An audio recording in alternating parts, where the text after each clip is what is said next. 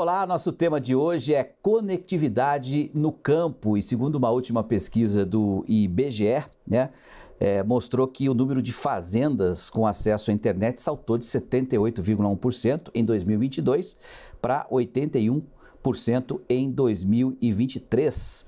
Mesmo assim, são quase 20% das propriedades que ainda não têm acesso à internet.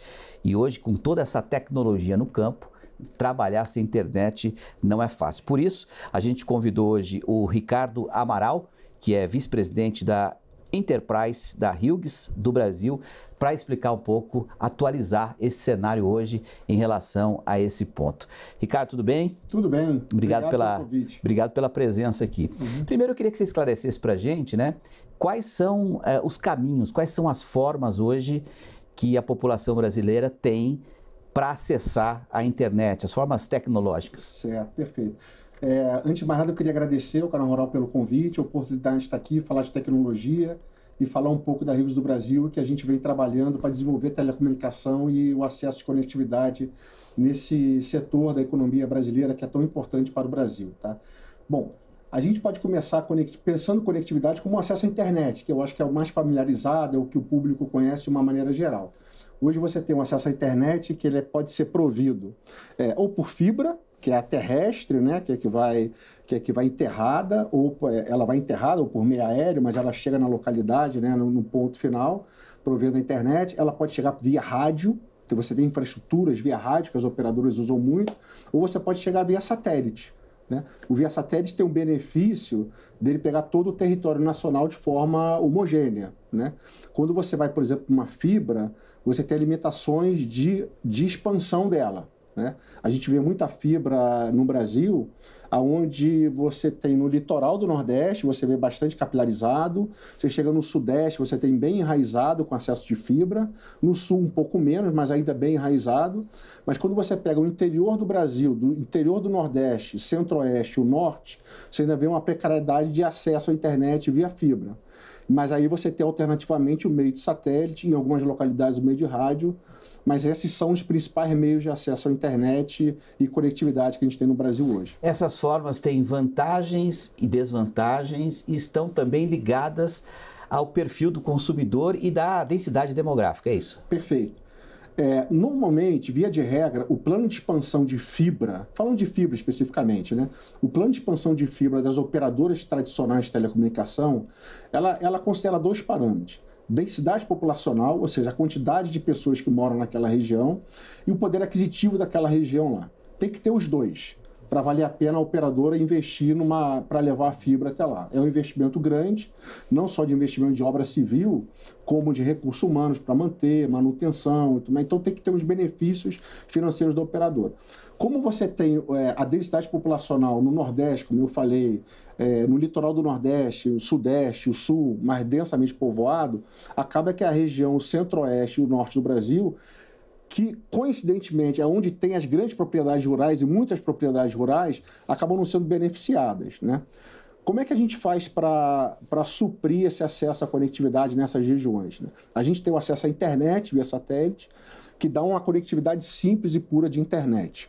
A gente tem o que a gente faz na Hughes bastante, que são as redes privativas. O que são as redes privativas? São aquelas torres que quando você passa na estrada você vê as torres, que tem aquelas antenas, e aquelas antenas, aquelas torres, você consegue dar acesso à conectividade naquela região. Essas torres também captam o sinal do satélite, é isso? Captam o sinal do satélite. Não é fibra aí nesse caso? Pode ser, inclusive. Na verdade, a torre ela se alimenta de qualquer tipo de conectividade. Pode ser via rádio, se estiver disponível, pode ser a fibra, mas na falta dos dois, o satélite ele entra também como poder de conectividade ali. Aí ela vai irradiar um sinal e o produtor ali, a grande propriedade, a cidade, ela pode se beneficiar daquele acesso. Mas a rigor, a gente sempre disse aqui que os produtores que estão com suas propriedades encravadas no interior do Brasil, longe dessas antenas, dessas torres, eles têm dificuldades de acesso à internet. Mas hoje o satélite ele pode ser acessado de qualquer parte do Brasil, independentemente dessas antenas? Independentemente dessas antenas. Ela é acessada, o satélite ele cobre todo o território nacional. Quer dizer, nenhum produtor pode dizer que não tem acesso à internet porque não tem opção, é isso? Não, sim, sem dúvida. Você tem acesso à internet no Brasil inteiro hoje. A gente oferece acesso à internet no Brasil inteiro. Agora, o que eu observo, né, da experiência do cotidiano nosso, é que, às vezes, o produtor que não tem ainda o acesso, talvez não tenha enxergando o valor para o negócio dele ali. Tá? Hoje você tem tecnologia de medição, de meteorológica, de medição de solo, de medição de telemetria, de medição de manutenção preditiva dos equipamentos que funcionam no campo, de gerenciamento de ativo, né? Gerenciamento onde está o trator, onde está o container, onde está aquele maquinário importante para o produtor, serviço de ponto eletrônico, por exemplo, no campo, né? Que você vai ao encontro de um bem social, né? De direitos trabalhistas, etc. Todos esses benefícios, eles são adjacentes da conectividade, tá?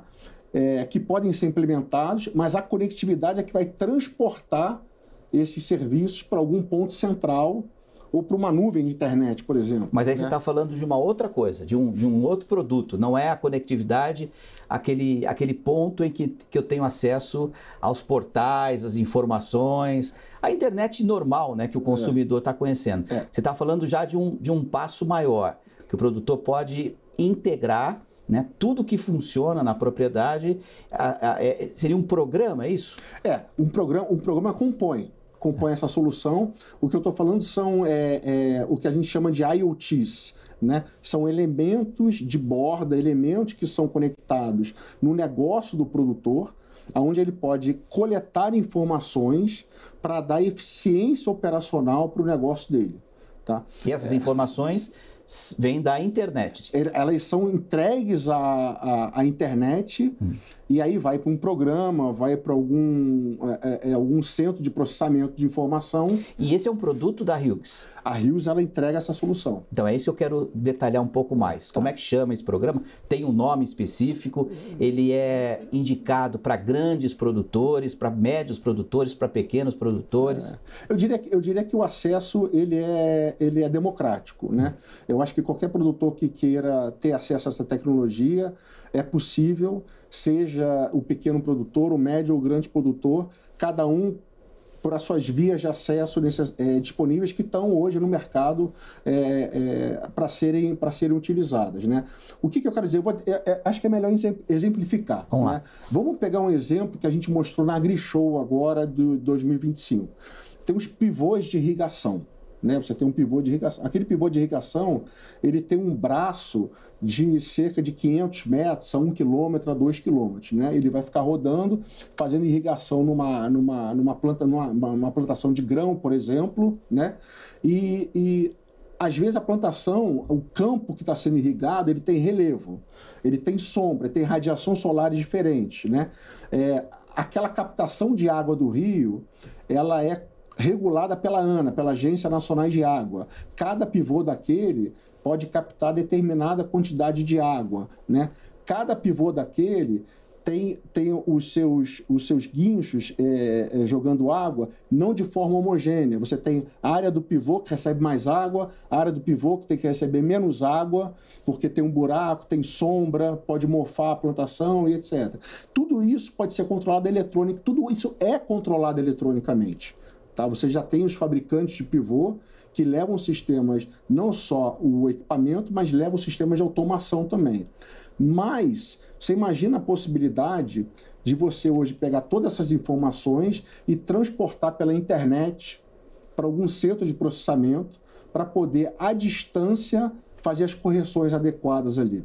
Você imagina uma grande propriedade, uma média propriedade, que você tem lá 5, 10 pivôs, uma área com muitos hectares, né, onde você não necessite que o colaborador da propriedade vá até o local, se desloque, ande às vezes quilômetros para fazer uma correção, que às vezes pode ser tarde demais. Às vezes a roda já atolou, por exemplo, no solo, e aí você tem um prejuízo enorme no tempo de correção daquilo ali. Imagine você ter um equipamento caro desse, que você tem sinais que esse equipamento emite, que que podem ser feitas manutenções preditivas, antecipadas. Você não precisa estragar aquele equipamento ou retirar aquele equipamento para mandar para manutenção, mas antecipadamente você pode saber, ele emite sinais, que a gente chama sinais de telemetria, que podem ser captados e gerenciados à distância, gerenciados na casa, ou gerenciados numa empresa terceirizada que tome conta disso. Mas você deu esse exemplo do terreno, que o terreno tem um relevo, tem uma sombra, tem a quantidade de água, não sei. Quem que passa essas informações? Vem no programa ou esse programa precisa ser abastecido com essas informações para funcionar a partir delas? Os fabricantes, via de regra, entregam o pivô já com esse sistema que a gente chama sistema de automação. Isso já vai entregue. Certo. Né? Qual é o benefício da conectividade nesse ecossistema? Né? O benefício da conectividade nesse ecossistema é que essas informações que já são entregues, elas são transportadas para um centro de operação. Pode ser a casa-sede, pode ser a nuvem, pode ser gerenciado de um outro país, inclusive, por uma empresa terceirizada. Em contrapartida, se você não tem isso, você precisa ter a disponibilidade do colaborador de ir a campo, de pegar o carro, ir a campo, e normalmente quando já aconteceu o problema, e não de forma preditiva. Né? Então você imagina se você tem um pivô, por exemplo, numa região grande de cultivo, captando mais água do que é permitido pela ANA. Né? São muitas estratosféricas. No caso, você citou aí a AgriShow, né? Na AgriShow a gente pôde presenciar lá máquinas fantásticas, autônomas, gigantescas, milionárias e tal. Esse sistema, eu queria que você desse um exemplo também no caso da atuação das máquinas. Ele serve para máquinas autônomas necessariamente, ou se de repente tiver alguém lá pilotando o trator, também esses dados podem ser inseridos nesse programa? Os dois, né? Os dois têm benefício, né? Começando pela máquina autônoma, né? A máquina autônoma, na verdade, ela tem um sistema de comunicação, via de regra ela vai na parte de maior visibilidade, né? Para o céu, né? Aquela anteninha, ela vai normalmente no capô ali, né? E ela é guiada por sistema que a gente chama de GPS, né? Então ela tem um GPS que dá as coordenadas, aí ela vai sendo conduzida à distância com essa autonomia. No campo, esse maquinário de veículos, né? Ele é de precisão. Né? Ou seja, você tem o grão, ele tem que passar exatamente em cima daquela faixa de coleta ali, nem mais nem menos, porque você pode ter desperdício, você pode danificar aquela plantação ali. Quando você vê a imagem, você tem não só um caminhão passando, você tem vários caminhões passando, como se fosse um nado sincronizado, e um não pode encostar no outro. Né? Então você consegue fazer isso remotamente, de forma autônoma, com um sistema de conectividade guiado à distância para um sistema de GPS, por exemplo. E eu posso fazer essa conectividade sem necessariamente o sinal da internet?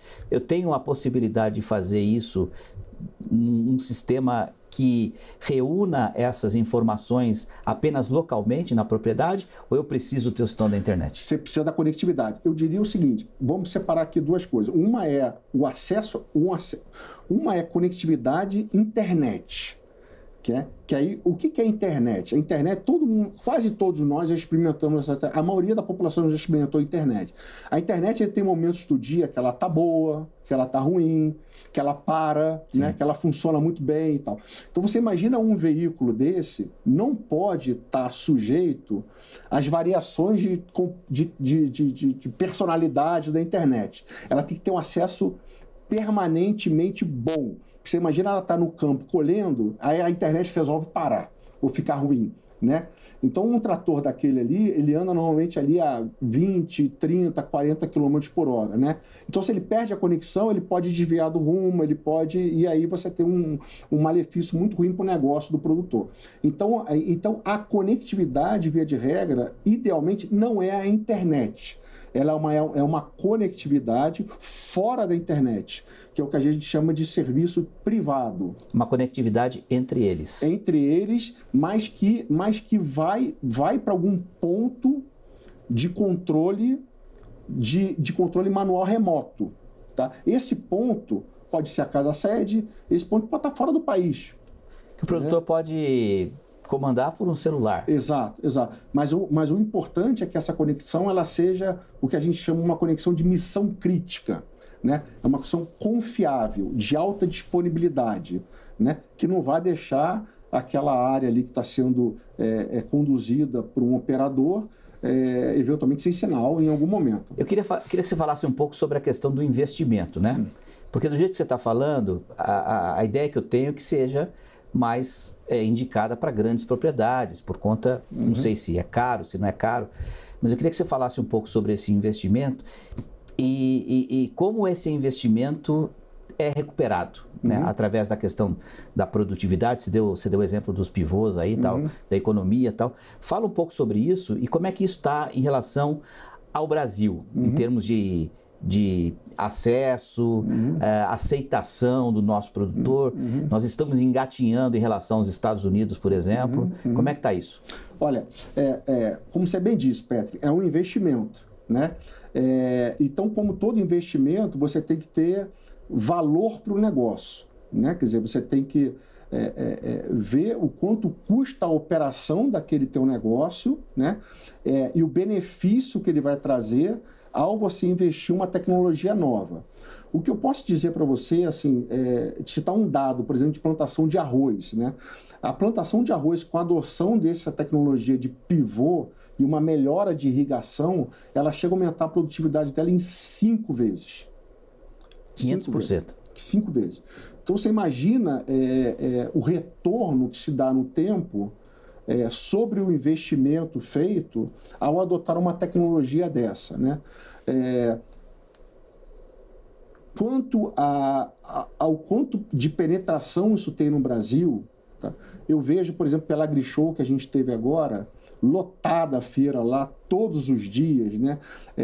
Está sendo muito adotado a tecnologia, muitas empresas investindo no aculturamento dessas tecnologias, dando mais acesso a essas tecnologias e muita curiosidade do público que visita, seja ele de pequeno, médio ou grande porte. Tá? Quando você vai nos maquinários de grande porte, eles são naturalmente adquiridos por grandes propriedades. Né? Quer dizer, aquelas máquinas gigantes que a gente vê lá na AgriShow, via de regra, quem vai ali, quem pega um financiamento bancário, etc., a gente está falando do médio para o grande produtor que tem aquilo ali. Agora você imagina, por exemplo, dá um exemplo, que me chamou a curiosidade na feira, um pneu daquele. Por exemplo, assim, um pneu. Eu tirei uma foto lá de um pneu daquele ali, ele é maior que eu. Eu também. É maior que eu. Cada pneu daquele ali é da ordem de grandeza de R$70 mil um pneu daquele. Né? Então você imagina se você consegue ter um sistema de conectividade onde aquele pneu tem um sensor que ele vai medir a vida útil dele, né, daquele sensor, e antes de chegar ao desgaste, o sensor alarma e fala assim, vamos fazer um rodízio, né? Você vai fazer um rodízio. Você consegue... Tem um case, tem um caso de negócio que a gente viu numa mineradora que tem um equipamento semelhante ao que é usado no agronegócio, que com esse rodízio, com esse sistema, ela conseguiu dar uma vida útil maior em 5 meses de cada pneu daquele ali. Então você imagina um pneu de R$70 mil, que você investe em sensoriamento e você consegue dar uma vida útil de mais 5 meses. Esse é um exemplo de uma máquina daquele tamanho, porque com uma conexão você faz sensoriamento no pneu, você faz sensoriamento no motor, você faz sensoriamento no resto que está agregado ali, você vê desgaste, você vê uma série de informações de manutenção, né, que você pode estender a vida útil daqueles equipamentos. Então, olha a economia que você faz dentro de um maquinário daquele de grande porte. Por isso que é um investimento. Né? Quer dizer, e comparado aos Estados Unidos, porque eu imagino que nos Estados Unidos esses serviços também são oferecidos, né? São oferecidos, as empresas são majoritariamente americanas já, né? Quer dizer, elas têm um mercado americano como seu mercado inicial, onde está a sede deles lá. Eu não sei exatamente, comparando o Brasil com os Estados Unidos, né, o quanto distante a gente está por adoção no mercado americano. Mas aqui no Brasil você tem dados de crescimento de negócios? Então, a gente está crescendo. Olha, eu digo para você o seguinte, a agricultura brasileira ela é muito competitiva, ela é muito profissionalizada. Você vê que tem várias culturas, vários setores, subsetores do agrobusiness que a gente é líder mundialmente, né? chegam até a dizer que o Brasil é a grande alimento ao mundo, né? E muito dessas culturas que a gente tem oferecendo no Brasil. Então o Brasil não está atrás, não. O Brasil não está atrás, não. Agora, eu estou falando isso intuitivamente, tá? Sem nenhum dado específico para te citar aqui. Agora, que tem muito a melhorar, tem. Quer dizer, a gente sabe que tem um distanciamento do médio produtor para o grande, para as grandes agroindústrias lá no Brasil, que eu acho que está melhorando, assim, pela curiosidade que a gente viu na AgriShow, né, pela busca por informação de produtores de todos os postos, né, o mercado ele vai se acomodar e ele vai arrumar um jeito de democratizar essa tecnologia. A gente sempre fala aqui sobre a questão da sucessão familiar, né? Uhum. O produtor brasileiro, que normalmente ainda está na ativa, são pessoas mais velhas, mais com uma certa idade, que cresceu sem internet. Uhum. Né? Eu, por exemplo, eu trabalhei numa Copa do Mundo, em 1990 na Itália, sem internet. Você imagina, você cobrir uma Copa do Mundo sem internet, né? Então, para a nossa geração mais velha, primeiro é um desafio lidar com tecnologias novas. Tudo é muito difícil entender.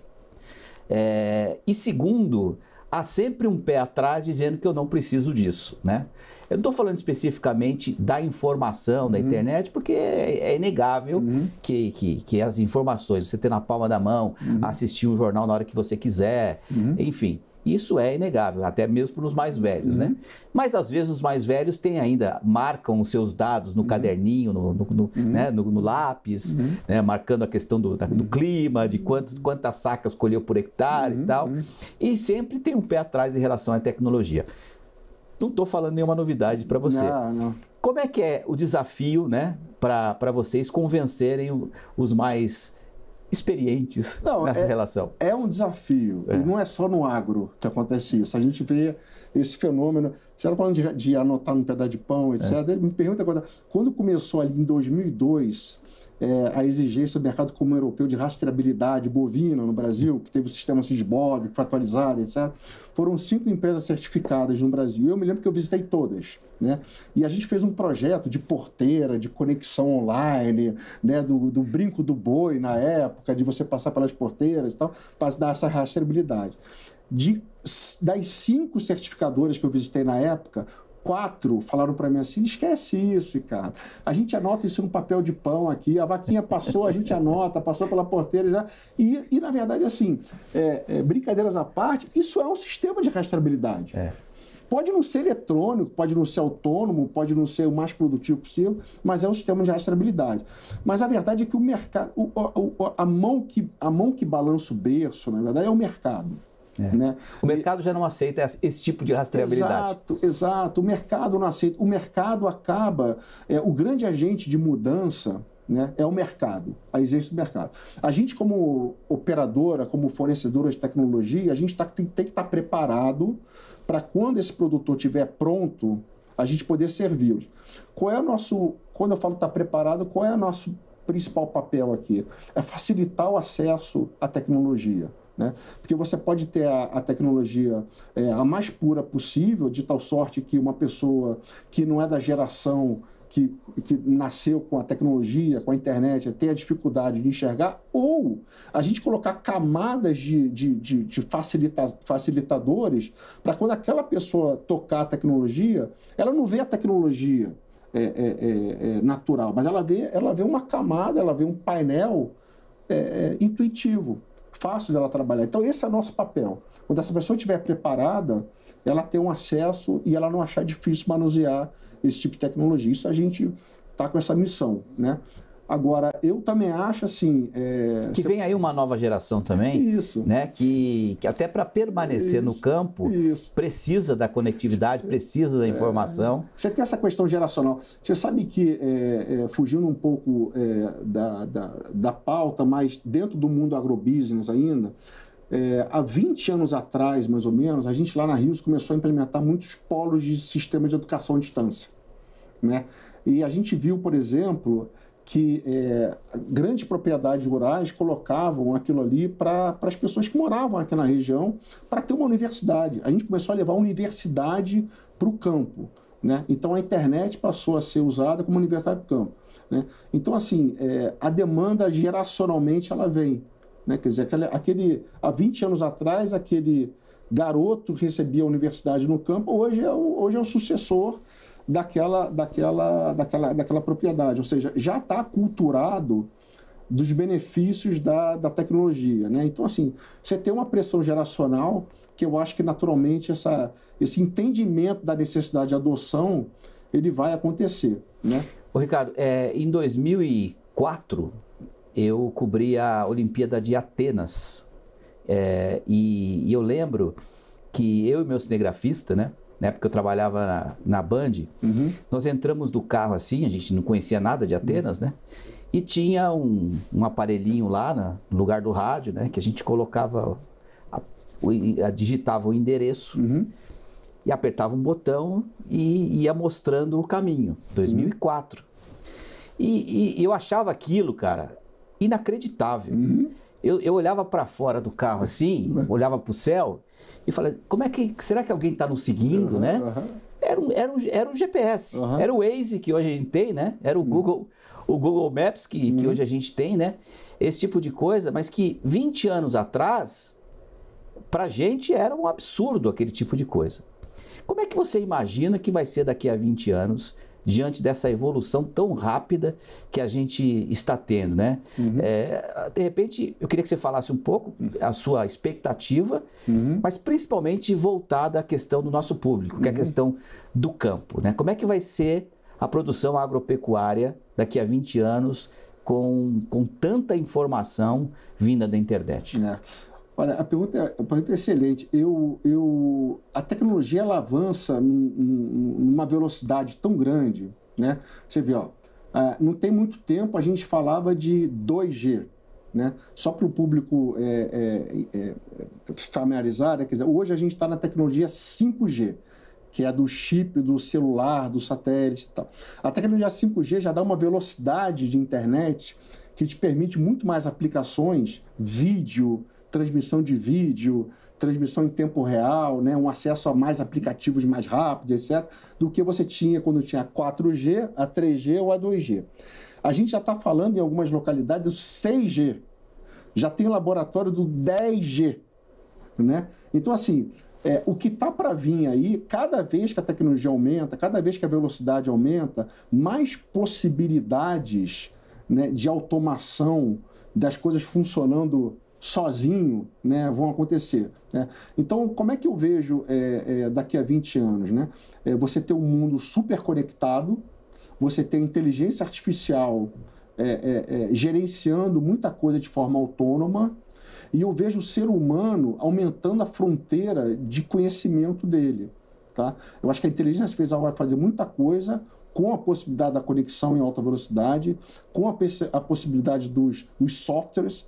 Esse exemplo que você deu é fantástico, né? Você tem lá o Waze da época, eu esqueci o nome, eu usei muito me fugiu o nome da solução agora. Eu acho que era Garmin, um negócio assim. Garmin. Era Garmin? Era esse mesmo, Garmin. É esse mesmo. Eu usei muito também, né? Parecia dois bobos, eu do lado assim, o cinegrafista do outro lado. Será que estão seguindo a gente aqui? Mas isso tangibiliza o que a gente está conversando aqui, né? De fato, o Garmin ele era nada mais, nada menos um GPS.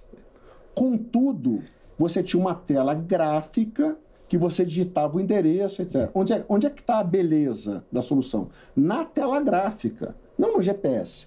Porque se fosse um GPS só, ia funcionar como se fosse uma bússola, ali você não ia entender nada que está ali, né? Mas quando você tem uma telinha bacana, com um tamanho de visualização adequada, que você digita o endereço, aquele software processa ali e usa o GPS, que é uma coisa rústica, né? Você vê um serviço e você vê um valor agregado e um benefício para esse negócio ali. Então o desafio é esse.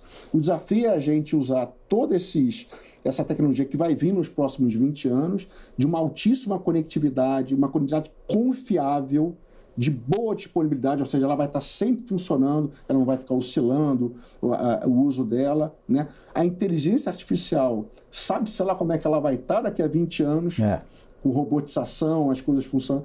São esses filmes futuristas que a gente produz aí um pé de soja, não quero gastar nada, aí nasce o pé de soja. Eu gosto da família Jackson. Teve aquele desenho da família Jackson, não sei se a tua audiência conhece, os mais antigos com certeza sim, que você pediu um hambúrguer, né? Vinha um hambúrguer pronto, etc.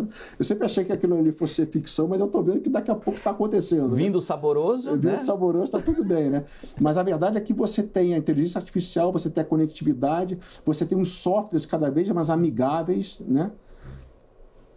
Há 30 anos atrás eu li um livro chamado A Estrada para o Futuro, do Bill Gates. Né? O Bill Gates fazia algumas insights, ele tentava fazer algumas predições futuras, né, e tal. E ele falava que no futuro, que já não é tão longe assim, a gente já ouve alguns empreendedores falar disso, você teria um chip aqui no córtex cerebral e eu estaria conversando com você por telepatia agora. Sem precisar falar. Sem precisar falar. Que coisa, hein? Conectar. Será que chegaremos lá?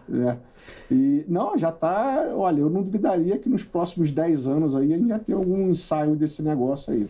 Ô, Ricardo, eu não sei se a gente deixou de abordar algum ponto importante que você gostaria para a gente terminar aqui. Não. A mensagem final é que todos busquem, sejam curiosos em relação à tecnologia, porque a tecnologia ela não é uma coisa legal, ela é uma coisa que traz valor para o negócio, ela é um investimento e que ela dá eficiência operacional, ela faz você ficar mais competitiva, mais produtiva, com menor custo. E nesse mundo cada vez mais globalizado que a gente vive, quem não ter isso como meta, como visão de negócio, pode em algum momento ficar defasado do mercado e perder negócio, perder dinheiro, né? E ver o teu negócio não prosperar, né? Então a tecnologia está aí para colaborar e tenham curiosidade de buscar soluções que vão ao encontro de benefícios. Perfeito. Como ainda não chegamos daqui a 20 anos, né, não tem essa comunicação por telepatia, colocar um chip para me despedir de vocês, eu vou ser obrigado a falar aqui. Conversei aqui com o Ricardo Amaral, vice-presidente da Enterprise Hughes do Brasil. Obrigado pela participação. Eu que agradeço. E muito obrigado também pela audiência. Até uma próxima. Tchau.